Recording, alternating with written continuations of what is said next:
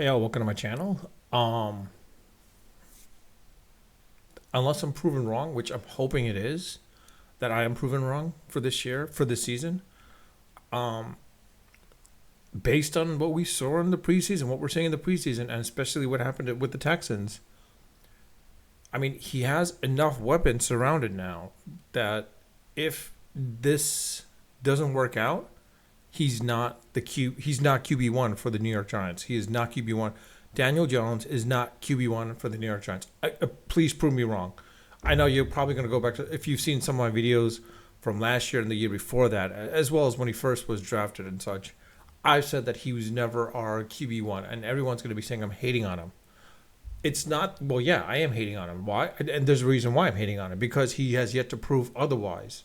And he has yet to prove as well, is he worth the $40 million per year that the Giants invested in him or gave him, basically. Again, when Sean basically gave him that, it was right after they just gone into the playoffs, beaten the Minnesota Vikings. And now I'm going to say this is the fact is like when they beat the Minnesota Vikings that year in the playoffs is because their secondary was weak. I mean, it's the Minnesota Vikings. They always choke in the playoffs anyway, so it doesn't matter. And then the fact is, like, the Eagles pretty much dismantled them and dismantled him specifically.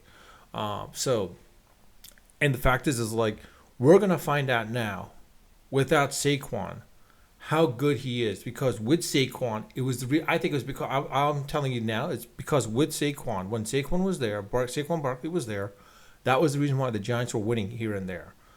Without Saquon, it's going to be interesting to see what Daniel Jones does. Because I bet you by the third game of this season, regular season that is, third game of the regular season, fans are going to turn on Daniel Jones like that, and they're going to want to bench him for either Drew Lock or Tommy DeVito, basically. And honestly, I would prefer Tommy DeVito over this guy because, quite honestly, it's proven otherwise that we're going to have to look at 2025 for the QB draft class and see, hoping someone from 2025 is good enough to help the Giants. Because honestly, I felt like, yeah, the Giants should have traded up to the third pick and gotten May, because quite honestly, it's going to show otherwise. Or two, for the other factors is like, I wished, and I even said this in my prior videos last year, if you saw, I said that the Giants should get Baker Mayfield, trade for him, whatever it may be, or sign him.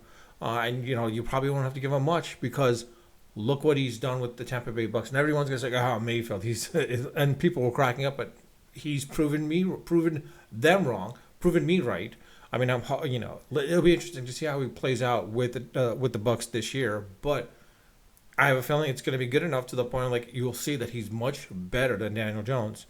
I don't know what Sean sees in him. I don't know what Daboll sees in him as well, too. Quite honestly, I mean, watching Hard Knocks, you can tell that they didn't have that much confidence in him.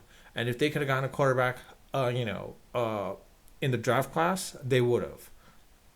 So, again, prove me wrong. I mean, if you can prove me wrong, like, put it in the comment section.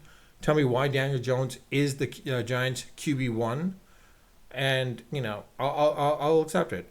I mean, I'll put it in the comment section. I do read my comments. I do respond to all of my comments. So, like, you're welcome to leave it and ask me, prove me wrong about Daniel Jones, if he's QB1 or not for the Giants. Because, quite honestly, it's looking like he's not. And honestly, when the Giants traded for Drew Lock, I was like, that might be a mistake, to the point where I don't think he's going to do much for the Giants. He's not. You can see that he's not really helping out at all whatsoever. So, honestly, the fact that Geno Smith is better than Daniel Jones is quite literally shocking as well too. Because like, this is Geno Smith when he's with the Jets, when he's with the Giants, you could see he didn't have that much potential. I think it's more of a case, and I have a feeling last year, I forgot his name, the offensive coordinator for the Seattle Seahawks. I forgot his name. Now he's the head coach, or he's the offensive coordinator for the Bears. It's more so the case where I think you're going to see that basically, Geno Smith is probably not going to be where he's at. I think the Giants, if anything, they should have, if they were going to try to trade for a QB or pick up a QB, not from the draft, but like, one of the teams, I think Justin Fields might have been a good backup, quite honestly. I think Justin Fields has that potential. At least you could see that he does have that potential of being better being at least QB number two for sure. He's definitely QB2. Justin Fields is definitely QB2. Is he a QB1? It's hard to determine, but it'll be interesting to see how that works out. But quite honestly, like I said, it's a case where I think the Giants this season are probably going to be another draft season, a lottery pick again. They're going to be another lottery pick, probably in the top 10. Most likely for sure, they're probably going to be in the top 10 in the draft class. And hopefully, they can trade up to number 2 or 3 if there's a good QB prospect that's coming up out of this draft, the following season's draft class. But honestly, I'm not looking to 2025. I'm kind of looking for 2026 because that will be an interesting draft class. And why I say that is because the fact is, like, I'm praying actually that Drew Lock, or maybe even Tommy DeVito can be your stopgap for 2020, the 2026 year, basically. Because quite honestly, like I said, I think this is a year that it's not going to be much. I'm hoping the Giants can at least be very defensive per se.